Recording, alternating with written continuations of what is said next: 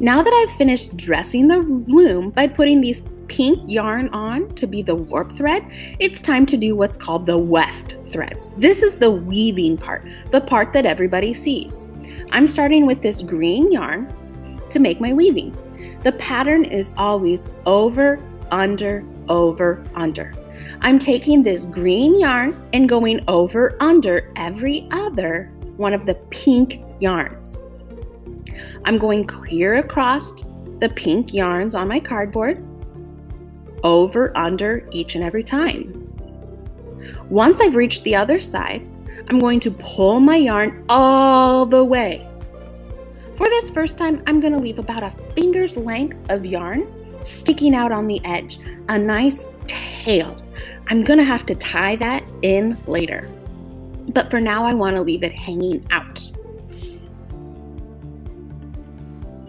With the tail hanging out, I'm going to push my first woven row clear to the top of my loom. Now it's time to begin the second row. I'm finding the beginning of my yarn and I'm taking a careful look at where I left off. Notice that I left off with the green yarn being under the pink. So I'm going to do the opposite. I'm going to make it over that first one and then continue the pattern. Over, under, all the way across. And I'm going to pull the thread until I get to the end. But this time is a little bit different. I want to leave a bit of a loop hanging out on the edge. If I pull it too tight, I'm going to make my weaving turn into like an hourglass shape. And I want my weaving to stay rectangle. So if I leave a little loop over here sticking out on the edge and push everything up, it will help my weaving stay the appropriate width all the way across. And then I can begin my third row, looking at where I finished off last time, which was under. So this time I'm starting over and continuing the pattern. Pulling the yarn all the way and leaving a little bit of a loop there on the end. Some artists use a stick or a ruler to pick up the warp threads so that they're easier to weave through. I just put the ruler underneath the pink threads and turned it sideways so it lifted up, and it made weaving so much easier.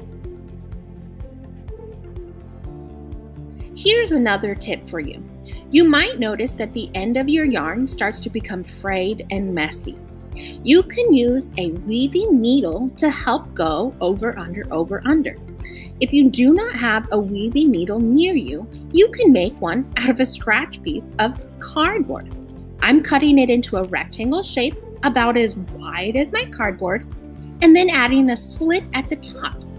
I'm going to put the yarn into the slit and now I can use this rectangle piece of cardboard like a needle to go over, under, and continue weaving.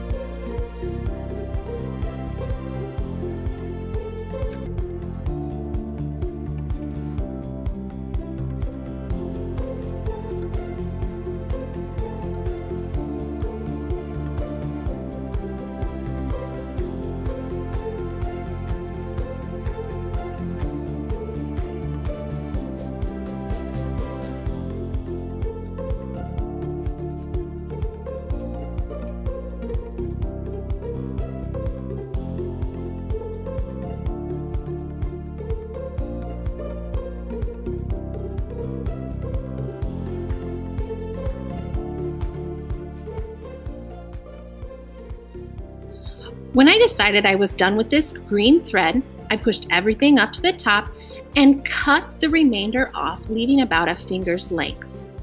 I grabbed a new kind of thread, this dark red, and I'm not going to start weaving on the side I stopped at. I'm going to start on the opposite side. When you start with a new color of yarn, look at where you left off. I'm noticing that this green yarn, I can see the pattern. Over here, under here, and the last one I just did was over. I can even look at the second pink thread in to see that it was under. So, in my head, I know I need to do the opposite. I'm going to start under, over, and continue weaving with this red thread. Pulling it all the way, leaving about a finger's length on the end, checking out where I ended off and go back the other direction, weaving over, under, over, under.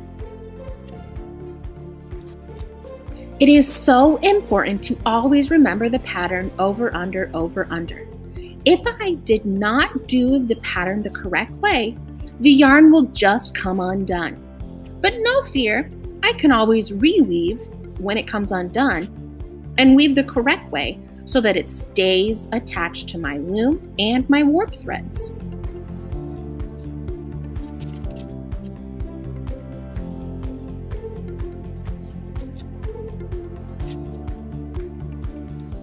I'm now ready to change my colors again, so I checked out where I left on the red and started weaving in the opposite pattern.